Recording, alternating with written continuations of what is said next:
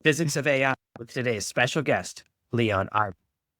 Welcome to the Artificial Intelligence Podcast, where we make AI simple, practical, and accessible for small business owners and leaders. Forget the complicated tech talk or expensive consultants. This is where you'll learn how to implement AI strategies that are easy to understand and can make a big impact for your business. The Artificial Intelligence Podcast is brought to you by Fraction AIO, the trusted partner for AI digital transformation. At Fraction AIO, we help small and medium-sized businesses boost revenue by eliminating time-wasting, non-revenue generating tasks that frustrate your team. With our custom AI bots, tools, and automations, we make it easy to shift your team's focus to the tasks that matter most, driving growth and results. We guide you through a smooth, seamless transition to AI, ensuring you avoid costly mistakes and invest in the tools that truly deliver value. Don't get left behind. Let Fraction AIO help you stay ahead in today's AI-driven world. Learn more and get started at fractionaio.com.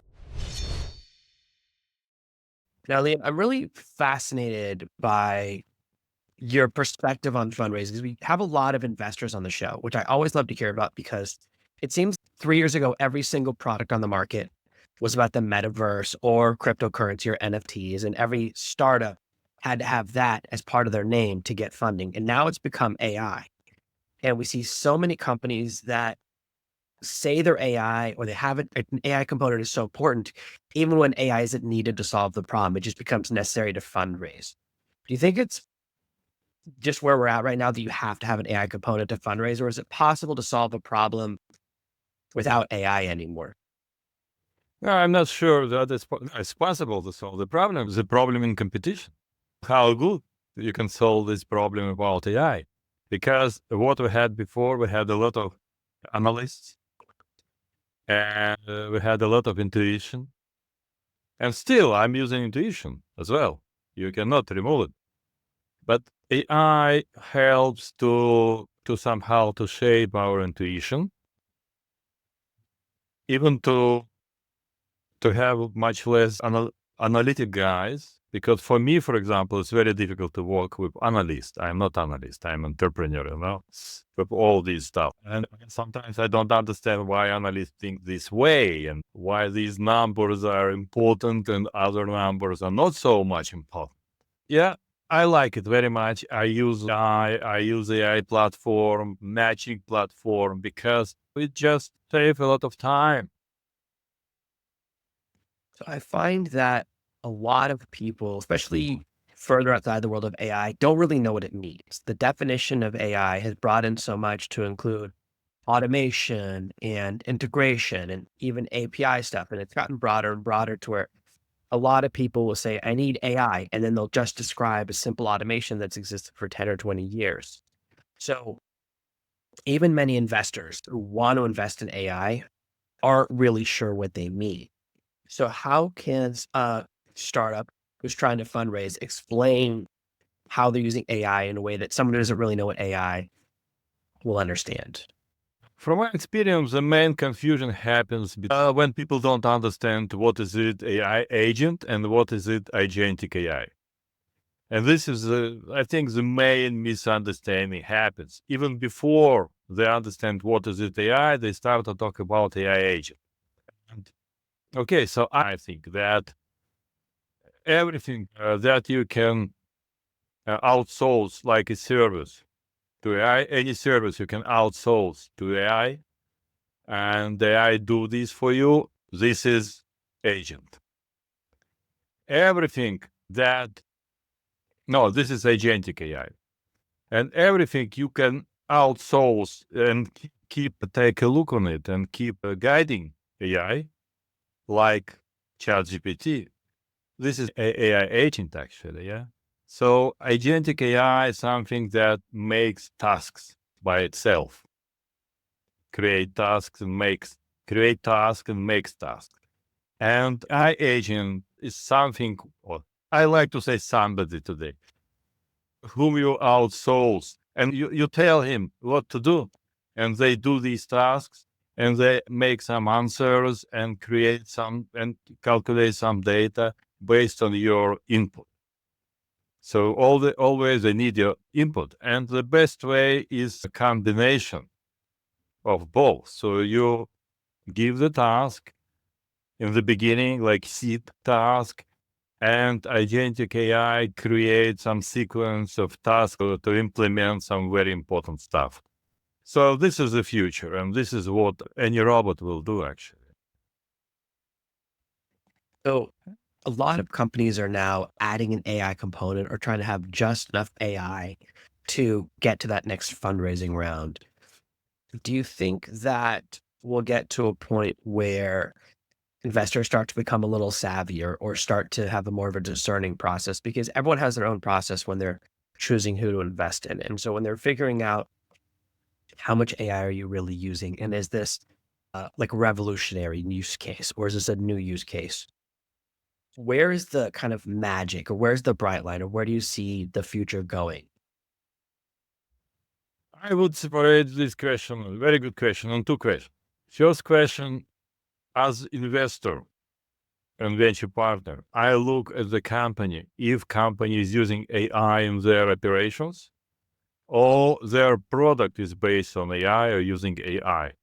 So that's very important. So it should be, actually, it should be, even if it's maybe it's not high tech company, but they have to use AI in operations to outperform competition. And if they don't do it, even I don't take this company seriously, because I don't want that for money of investors, they do something manually for half of year instead of half a week, because time is money for investments, for investors. So this is from one side. And from another side, it should be how we use AI to evaluate the startup. I think this is a question, and where we're going with this.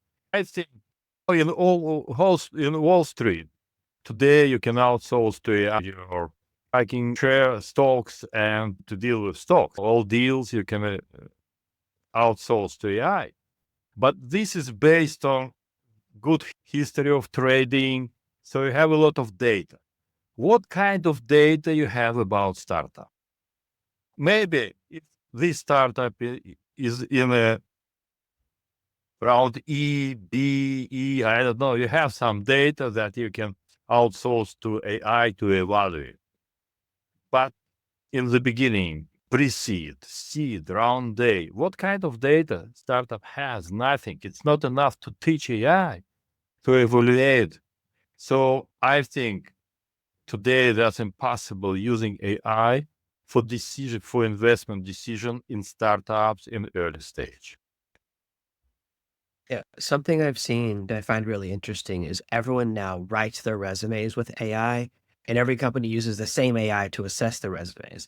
So we're seeing that all the stuff is created and assessed by the same AI. So ChatGPT is judging the resumes it wrote itself. And I've seen more and more startups using AI to create their decks, to create their proposals. And then companies get so many proposals. What are they doing? They're having AI go through them. So we're seeing the exact same thing we've seen in the hiring space is now happening in the investing space, which is we're using AI to create more decks so we can send decks to customize to more companies, and more investors are using the exact same AI tool to sort it down. So is it really solving the problem? I'm not sure.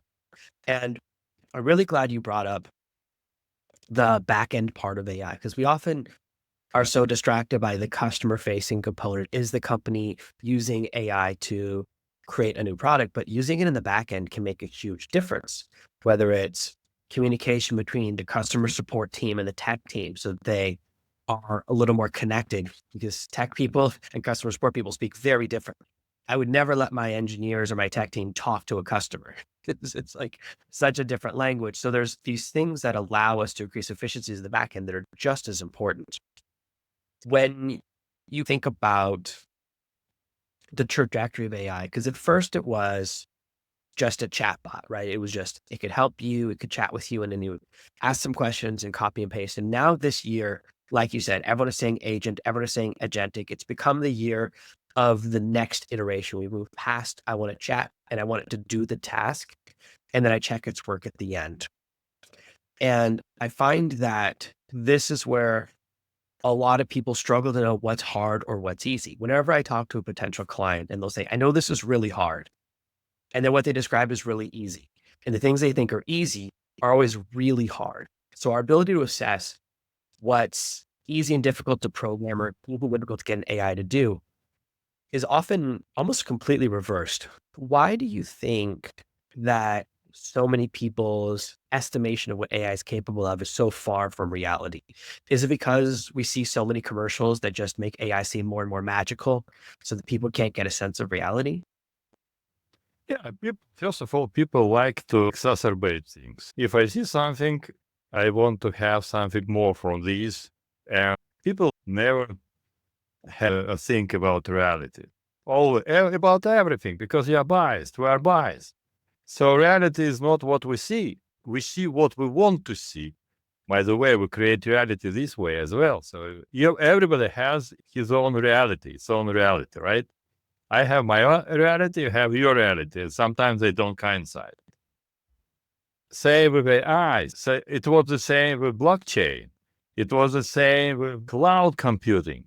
Every time that's why it was a bubble 25 years ago, because people just gave more value to something that doesn't have such value. All this value could be only released through, I don't know, 50 years. But people today talk about the value like quantum computing. This value will be really released in 10, 20 years. But people today are like crazy talking about it, invest in algorithms of quantum computing, everything. But this value is not ready yet. So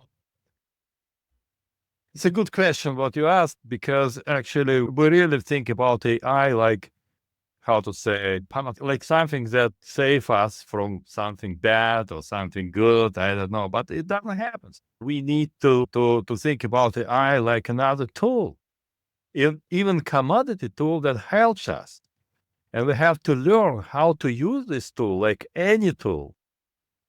And the problem that, okay, you can make pitch deck using AI, but how you build the prompt, that's important. And if you don't know subject, if you don't understand what I like investor need, what you will build will be totally out of business.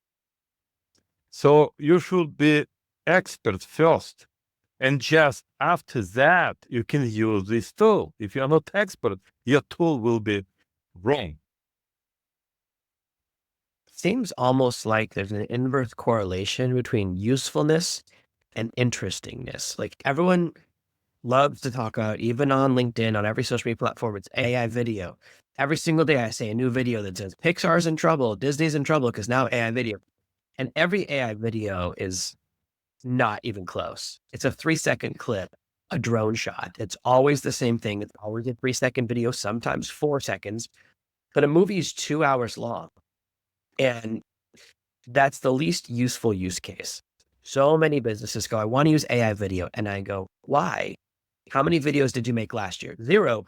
Then why do you want to make AI videos like this year? Because you're not solving an existing problem. There's this temptation to use AI to do something you're not already doing. And the real magic is to take what you're doing and do it faster or do it better using AI, as opposed to doing something completely new.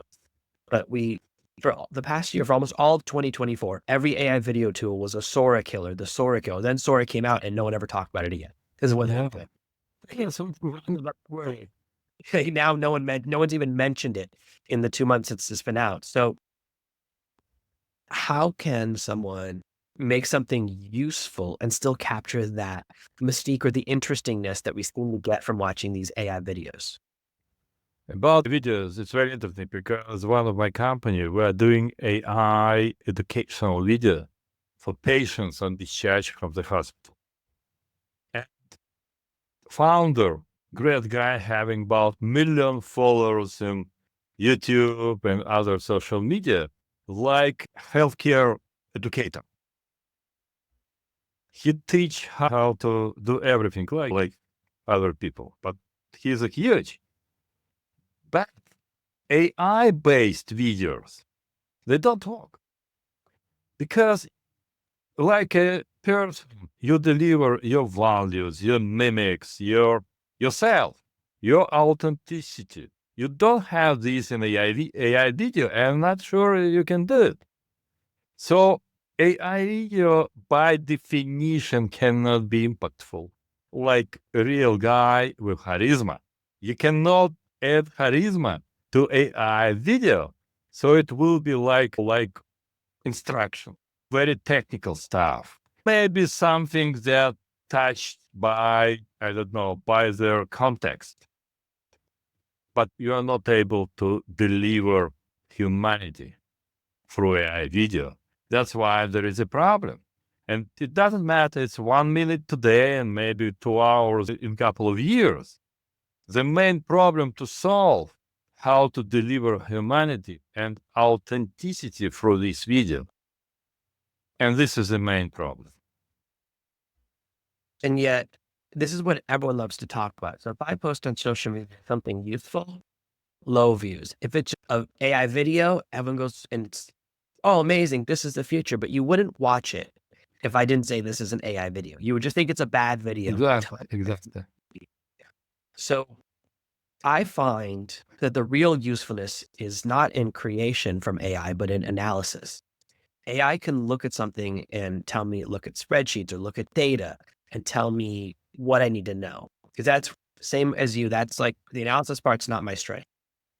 The creation of AI, never the same, but that's what everyone wants. Everyone wants a social media bot. But if it's just my AI is posting and your AI is commenting and my AI is responding, did anything happen?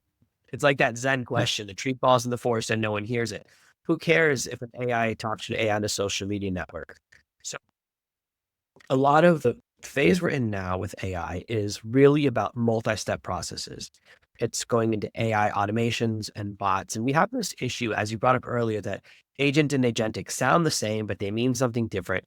And we're seeing that chatbot or bot means 50 different things to 50 different people. The definitions, we really have this problem where nobody knows what the words mean because the definitions haven't locked in. So how can we create a language? Because so people outside of AI world definitely don't know what it means because it doesn't mean the same thing to two people. A bot that I make that's a fully automated bot that doesn't interact with people has the same name as a bot that I put on my website in the corner that people talk to. So how can we better explain what we do so that people understand it and understand the differences and the usefulness? First of all, try to explain to your, I don't know, daughter and son, 8 years old. If they understand, everybody will understand. And what I learned, interesting thing, who is the most influential? And as easy and straightforward you can explain things to people and they understand, you become influential. So it's not about your ability to think. It's not about your ability to even to say. It's about your ability to explain things on a level that 95% of people understand. Another 5% scientists, they need some high-level language. That's okay. But for 95% of people, you should explain them on the, I don't know, second, third grade level. And even for me, if I need, I'm PhD in quantum computers and quantum physics. And if it's a new subject, I don't understand. If I not explain on the second, the third grade level. Even in my subject, some students came to me and started to talk about physics and all this stuff. If I'm not in, I don't understand this language. I don't understand what they're talking about. How to explain? First of all, we have to learn how to do it in very easy way, very simple language, very simple word. This is first. And second, how to create logics. Because if you don't know how to make logics in your sentences, in your text, that's impossible to understand somebody else because we follow the logic. So one word, final word, and new word of new sentence, they should be connected. And this is a big problem for founders when they present their deck. Okay, we finish with this, let's go to another stuff. I'm lost already. I want a very good flow of narration. This is what I want. I want Everything continues. One sentence comes from another sentence, from another sentence. And actually, this is the art how to do it. That's why we can separate a good lecturer or not a keynote speaker from the bad keynote speaker. They do the same, they say the same, they explain the same, but we understand the difference. Yeah, I think this is really important and really helped me change my perspective too, because sometimes if there's a new AI concept every week, there's a new update, there's a new thing, and I'm watching several hours of videos a day trying to stay updated, but there's always something I don't know. And people are surprised. I go, there's 100 AI startups a day. How could I know all of them? I wish. I stay up to date in news as much as I can, but I kind of have to hear about it, then see someone else do it, then try it myself, then master it before I can explain it. I have to go through those phases, right? Learning, mastery, teaching. But a lot of people, they're so caught up in the excitement. They get into the technical language or they get into the minutiae. And that's, I think, where a lot of people get lost, because there's this belief we have that we have to demonstrate how smart we are with complicated terms and really big words. And all it does is alienate the person who's listening. This has happened to me before. I was in a conversation with someone. They kept asking me, do you think he's pedantic? And I go, I don't know what it means. Yeah. It's a big word. I'm not 100% sure what it means. So he asked me like 5 times, and I was like, I don't know, maybe. Let me go. I'm going to look it up right after this conversation.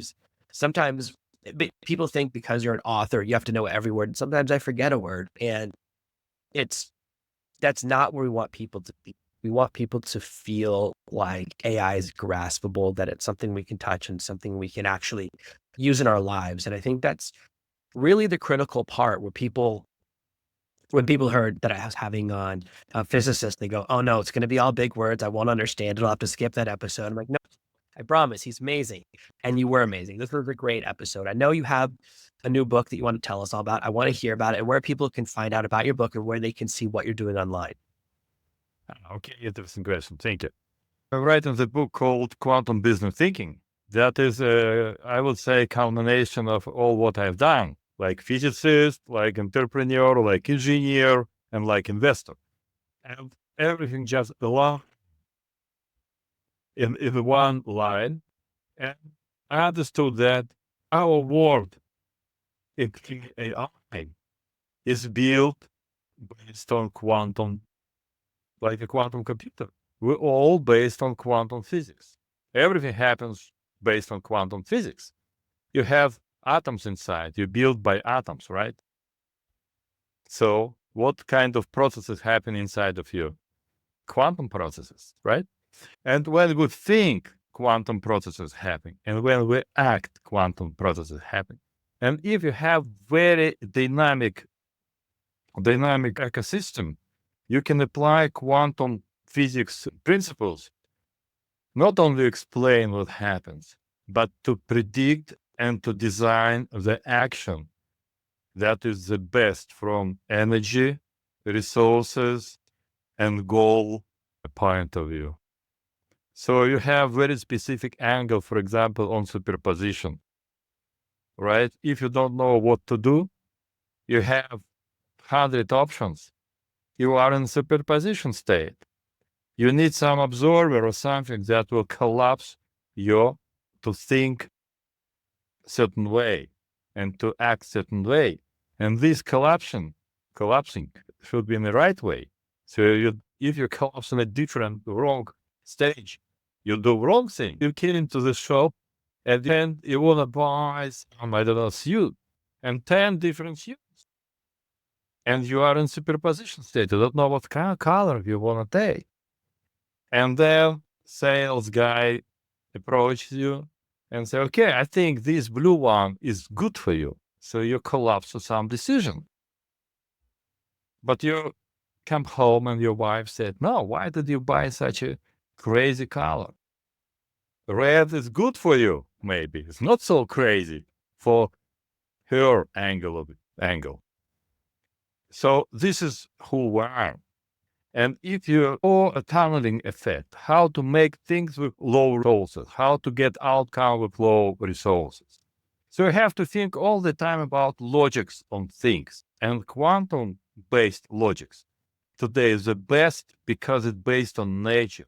So if you think, even I call it a sweet spot of thinking, because there are different type of thinking. There is a normal thinking, there is a overthinking, there is a biased thinking. We're all biased thinking, but there is a sweet spot that is quantum thinking, or this quantum business thinking application to the business. So each step, each action, each relationships, you can consider from quantum principles approach, how relationships influence on you, how they collapse your wave function, how you collapse your understanding on things, how they change your thinking. And for the business, it's interesting because we're talking in startups about exponential growth. Exponential. But it never happens exponentially. It happens sometimes, but it's outlier. It's usually like really, boom, then again. And if you think about quantum growth, exponential quantum growth, you grow by leaps. Okay? You jump from one stage to another. And what does it mean? You build balanced business. Because any side of the business happens because you forgot. You sell, but you forgot to make a good customer success. You're done at some point. But if you do everything, balance and go as a front, way front, you can build very balanced and very steady growth by quantum leaps in your company. So this is what I teach companies. I help fundraising and I help grow, and I use quantum physics. Even sometimes I do not bother founder to learn about quantum principles. I just use it by myself, like a coacher to help him. I don't tell him that this belongs to quantum physics because it would ruin his brain. But sometimes if I see that people could understand, I teach exactly. I say this comes from this principle and this comes from another principle, and this helps. So sometimes I give people some tools to use, and sometimes I help people to build their own tools. That's amazing. And where's the best place to find out about your book and find you online? It will be in Amazon. It's not ready yet. Actually, very late. Takes a lot of time. I have a lot of stuff to do. I have companies. I'm a venture partner. I'm a still entrepreneur, and I do a lot of stuff. How the focus happen? I teach startups to be focused, but by myself. I focus, but okay. I learned this through my career to be the focus now. When it comes out, we'll make sure to put when it comes out, we'll be sure to put a link below the episode, and we'll share it with our audience because I know people are going to dig on it. Thank you. My LinkedIn. Yes, my LinkedIn is my page, my lead page, I would say. So. Oh, we met, so I know. Great. So amazing. Thank you so much for being here for another amazing episode of the Artificial Intelligence Podcast. Thank you, Jonathan. And I really encourage people to read my paper in Forbes called I Powered Entrepreneur. Just to understand what entrepreneurs need to use AI and how to approach AI for entrepreneurship, specifically in different areas of entrepreneurship. Sounds amazing. I'll make sure to link to it as well. Thank you so much. Yeah. Thank you. Bye. Thank you for listening to this week's episode of the Artificial Intelligence Podcast. Make sure to subscribe so you never miss another episode. We'll be back next Monday with more tips and strategies on how to leverage AI to grow your business and achieve better results. In the meantime, if you're curious about how AI can boost your business's revenue, head over to artificialintelligencepod.com/calculator. Use our AI revenue calculator to discover the potential impact AI can have on your bottom line. It's quick, easy, and might just change the way you think about your business. While you're there, catch up on past episodes, leave a review, and check out our socials. If you enjoyed this episode, I've got 2 more that I think you're going to love. Click one of these videos to dive into more awesome content, and don't forget to subscribe for even more insights on using AI to grow your business. And I'll see you in the next one.